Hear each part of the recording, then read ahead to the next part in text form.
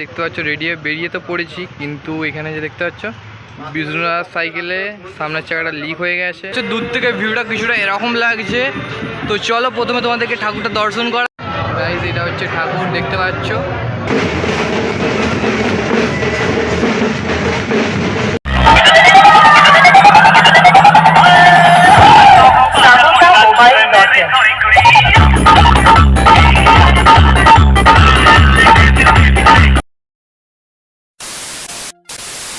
So hello guys, welcome back to my new another blog video. তো চলে এলাম একটা নতুন ব্লগের সাথে। সকাল থেকে একটু ব্যস্ত ছিলাম, সেজন্য ব্লগ করতে পারিনি।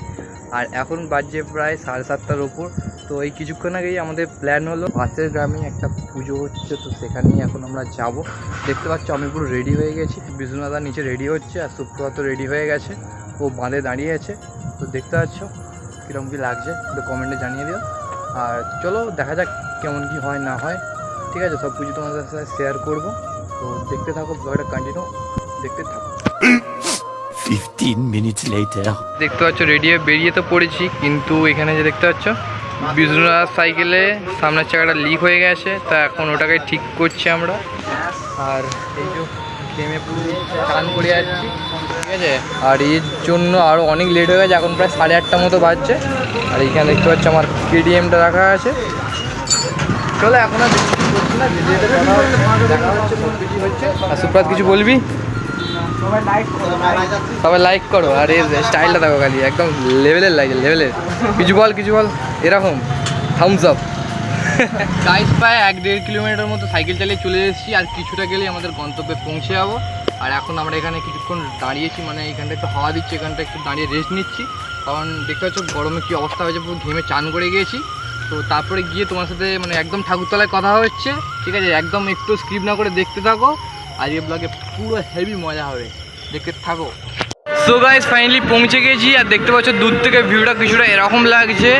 তো চলো প্রথমে তোমাদেরকে ঠাকুরটা দর্শন করাই, তারপর সব কিছু আস্তে আস্তে শেয়ার করছি, কন্টিনিউ দেখতে থাকো। গাইস এই সাইডটা দেখতে পাচ্ছ পুরো জলযাত্রীরা বাঁকটা রেখেছে।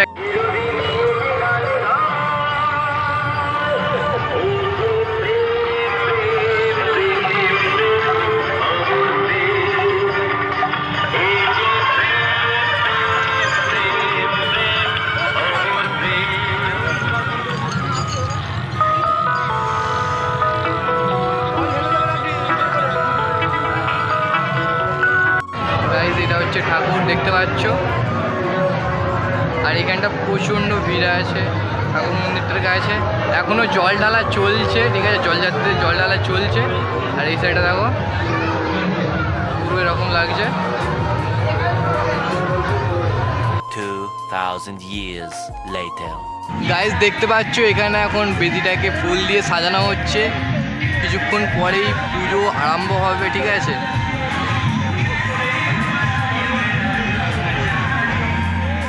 আর এটাই হচ্ছে মেন ঠাকুরের মন্দির, মানে আদি মন্দির এখানটাতেই ছিল, তারপরে ওখানটাতে মানে মন্দির করেছে, ঠিক আছে। মানে আগে এখানে পুজো হয়, তারপরে ওখানে পুজো হয়।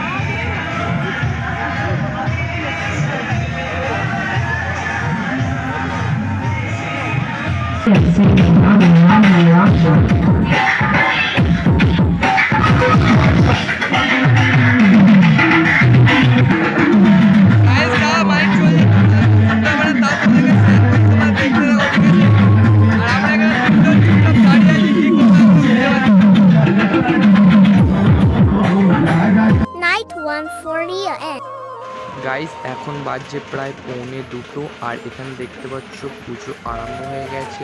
আর এখানে দেখতে পাচ্ছ কতটা ভিড় আছে, পুরো ব্যারিকেড দিয়ে ঘিরে রেখেছে চার সাইডে। আর এখন আমরা এইখানটাতে দাঁড়িয়ে আছি, আমি সুপ্রভাত আর বিষ্ণুদা। তোমরা ভিডিওটা একটু স্কিপ না করে দেখতে থাকো। আর সাইডে প্রচুর ঢাক ঢোল বাজছে, দেখতে পাচ্ছ এই সাইডটাতে, সেই জন্য তোমরা কিছু শুনতে হবে না। তোমরা ভিডিওটা একটু স্কিপ না করে দেখতে থাকো।